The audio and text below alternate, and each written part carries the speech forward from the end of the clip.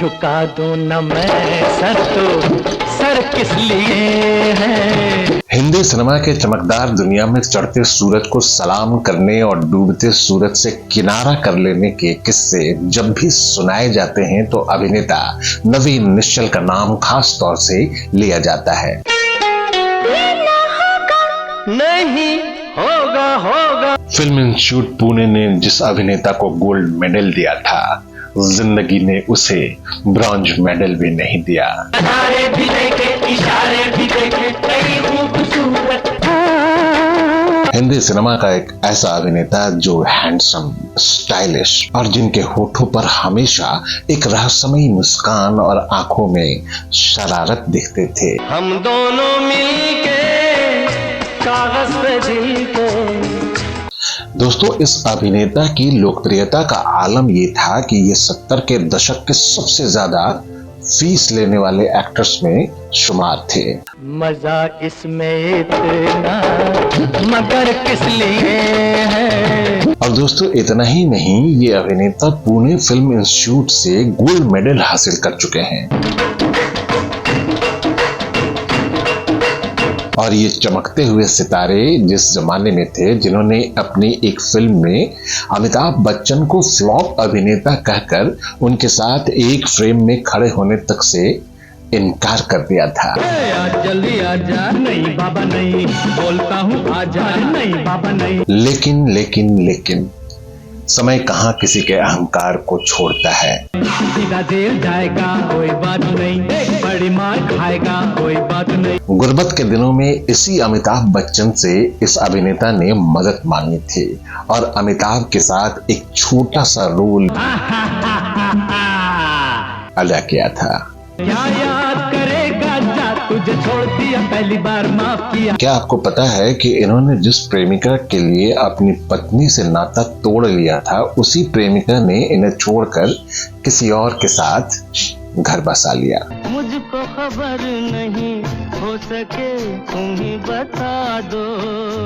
जी हाँ दोस्तों, आज के इस वीडियो में हम बात करेंगे हिंदी सिनेमा के ऐसे ही एक चमकते हुए सितारे की, जिन्होंने समय के साथ साथ अपनी चमक धूमिल होते देखी। जीवन भर ढूंढा जिसको। कौन था इसके लिए जिम्मेदार? आज के इस वीडियो में हम जानेंगे इस अभिनेता के जीवन से जुड़ी उन तमाम बातों को और आप फैसला करेंगे कि कौन था जिम्मेदार। न 17 से ऊपर न 16 से कम, इसी उम्र में ढाते जाओ सितम। नवीन निश्चल जो एक्टर बनने से पहले एक फेमस मॉडल बन चुके थे। पर चोट जिगर पर खाई है। वीडियो में आगे बढ़ने से पहले आइए जानते हैं नवीन निश्चल के बारे में। 18 मार्च 1946 को लाहौर में एक बंगाली परिवार में जन्मे नवीन निश्चल की पढ़ाई बेंगलोर के एक मिलिट्री स्कूल में हुई थी।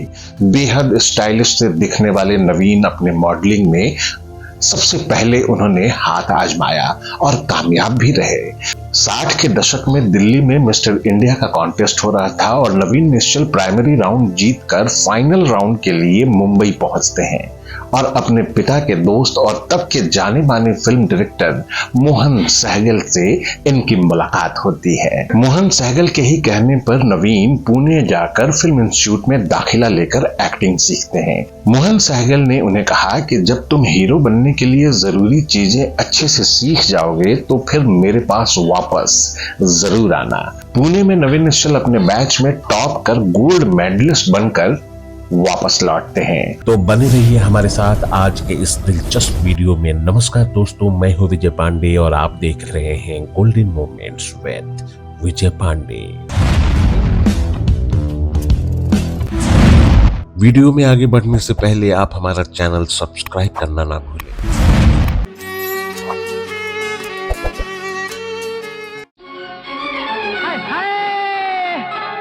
और वहां से लौटने के बाद मोहन सहगल ने अपने वायदे के मुताबिक उन्हें अपनी फिल्म सावन भादो में बतौर हीरो कास्ट कर लिया। दोस्तों, इस फिल्म में उनके अपोजिट रेखा को रखा गया जो उनकी पहली फिल्म थी। कान में झुमका, चाल में ठुमका, कमर पे चोटी लटके। साल 1970 में रिलीज ये फिल्म सुपरहिट साबित हुई और उसके बाद सुपरहिट निर्माता निर्देशकों की नवीन निश्चल के सामने लाइन लग गई। अगले साल 1971 में उनकी 5 फिल्में रिलीज होती हैं, जिनमें बुढ़ा मिल गया, नादान, संसार, गंगा तेरा पानी अमृत और परवाना शामिल थे। दोस्तों, परवाना वही फिल्म थी जिसमें अमिताभ बच्चन नवीन निश्चल के मुकाबले एक बहुत ही छोटी सी भूमिका में नजर आए थे। मुझसे जो छीनेगा तुझको जमाना, तो क्या करोगे? हाँ, आया जो बन के कोई तेरा। दोस्तों, जब सफलता आती है तो थोड़ा दिमाग घूम जाता है और कुछ ऐसा ही हुआ नवीन निश्चल के साथ। नजारे भी देखे, इशारे भी देखे। नवीन निश्चल के सिर पर घमंड इस कदर हावी हो गया था कि उन्होंने फिल्म के प्रमोशन के दौरान अमिताभ बच्चन के साथ एक फोटो सेशन करवाने तक से उन्होंने इनकार कर दिया था। 1973 में इनकी एक के बाद 6 फिल्में रिलीज हुई, जिनमें 2 को आज भी याद किया जाता है। फिल्म धुंध, जिसे अब तक की बेस्ट हिंदी थ्रिलर फिल्मों में से एक माना जाता है। और दोस्तों, धुंध के बाद जो दूसरी फिल्म याद की जाती है वो नवीन निश्चल की फिल्म थी। फिल्म का नाम था हंसते जख्म, जिसके गीत आज भी जुबान पर चढ़े रहते हैं। जो मिल गए हो तो ये लगता है। दोस्तों, ये फिल्म देवानंद के बड़े भाई चेतन आनंद ने बनाई थी और इनमें उनकी लिव इन पार्टनर प्रिया राजवंश ने नवीन के अपोजिट काम किया था।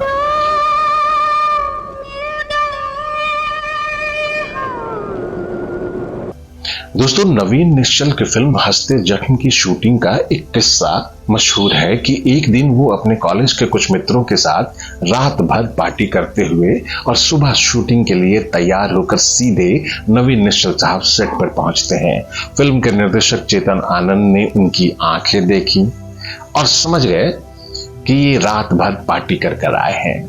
चेहरे की हालत ऐसी थी कि चेतन आनंद ने नवीन के आंखों पर एक खास लेंस लगाकर शूटिंग करने की कोशिश की, लेकिन इससे भी चेतन आनंद को संतुष्टि नहीं मिली। उन्हें लग रहा था कि ऐसा करने से कोई फायदा नहीं होगा।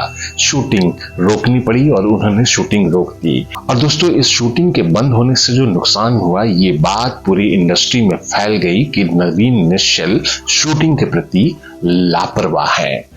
दोस्तों, आपको एक दूसरा किस्सा बताता हूं कि मशहूर गीतकार, लेखक और फिल्म निर्देशक गुलजार ने जब बतौर निर्देशक अपनी पहली फिल्म मेरे अपने की तैयारी शुरू कर रहे थे तो उनकी पहली पसंद नवीन निश्चल ही थे।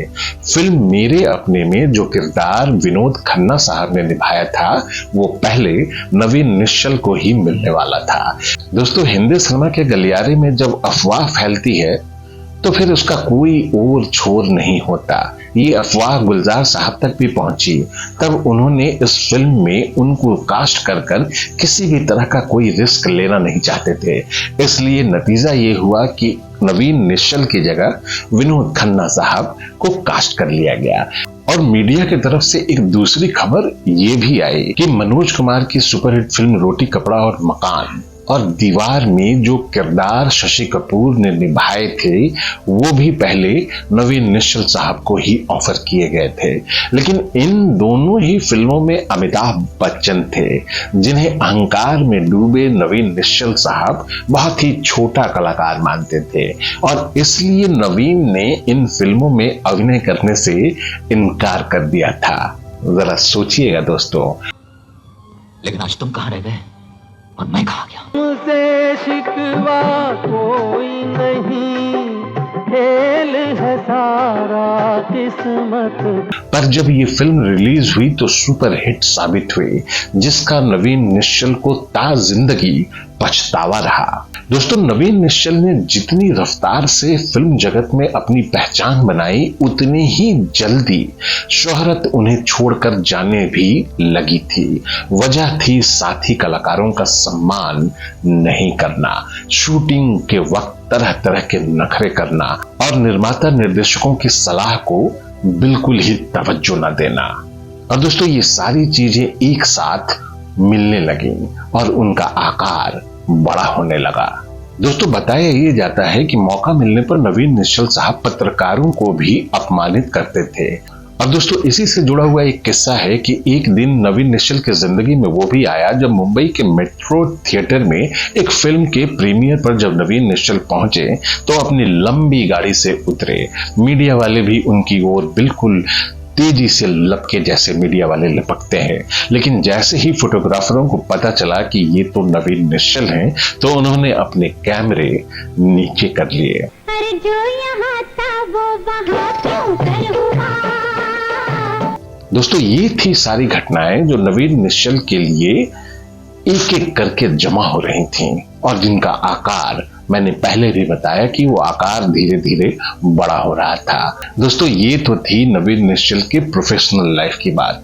अब थोड़ा जिक्र करते हैं उनके पर्सनल लाइफ के बारे में। न 17 से ऊपर न 16 से कम, न 17 से ऊपर। दोस्तों नवीन निश्चल के बारे में मीडिया के हवाले से ये पता चलता है कि इनकी जिंदगी में कई औरतों का आना जाना लगा रहा। के पहेली है अकेली मुझे साथी बना ले। हाँ। फिल्मों में दाखिला लेने से पहले नवीन निश्चल ने देवानंद की भांजी जिनका नाम नीलू कपूर था उनसे उन्होंने शादी की, जो शेखर कपूर से रिश्ते में बहन लगती थी।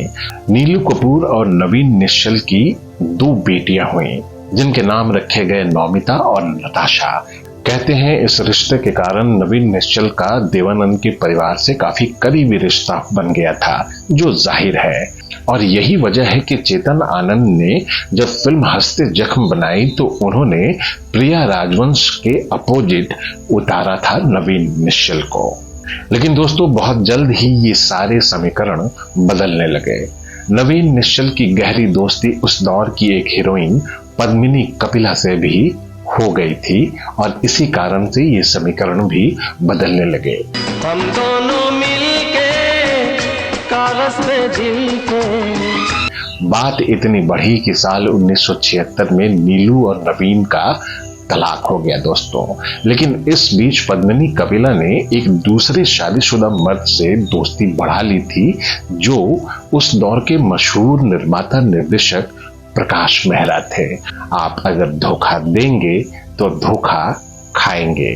जहां तक जानकारी मिलती है दोस्तों कि नवीन की जिंदगी में उस दौरान एक और औरत आई जिनका नाम था पिम्मा। ये भी एक शादीशुदा महिला थी जो दिल्ली स्थित अपने पति से दूरी बनाकर नवीन निश्चल के साथ लिव इन में रहने लगी थी। लेकिन फिर कुछ दिनों के बाद नवीन निश्चल से उनकी भी अनबन शुरू हो गई और पिम्मा अपने पति के पास वापस लौट गई। मेहनत हमारा जीवन, मेहनत हमारा जीवन, मेहनत हमारा नारा। दोस्तों इसके बाद नवीन निश्चल की जिंदगी में दस्तक दी एक और तलाकशुदा महिला जिनका नाम था गीतांजलि। और कुछ ही दिनों के बाद नवीन निश्चल और गीतांजलि ने शादी कर ली। दोस्तों आपको इसी बीच एक बात जाननी भी चाहिए कि 80 के दशक से ही नवीन निश्चल अपने भाई प्रवीण निश्चल के साथ मुंबई के खार में रहते थे, जहां बाद में उनकी पत्नी गीतांजलि भी रहने लगी थी। दोस्तों साल 2006 में फरवरी के महीने में उनके भाई प्रवीण निश्चल ने नवीन को पत्नी समेत अपने घर से बाहर निकाल दिया, क्योंकि उन दोनों में एक जबरदस्त झगड़ा हुआ था। और दोस्तों इस झगड़े के बाद फिर कुछ ऐसा हुआ जिसने सबको हिलाकर रख दिया। दरअसल इसके 3 महीने बाद नवीन निश्चल की पत्नी गीतांजलि ने इस दुनिया को अलविदा कह दिया। वो अपने पीछे छोड़कर गई एक खत जिसमें उन्होंने अपने पति नवीन निश्चल और उनके भाई प्रवीण निश्चल पर कई बड़े बड़े आरोप लगाए थे। गीतांजलि ने उस सुसाइडल नोट में लिखा था कि नवीन उनके साथ बहुत ही बुरा बर्ताव करते थे और शराब पीकर तो लगभग जानवर बन जाते थे। आप लोगों को जो कुछ कहना हो अदालत में जाकर कहिए। माफ करना द्वारकादास।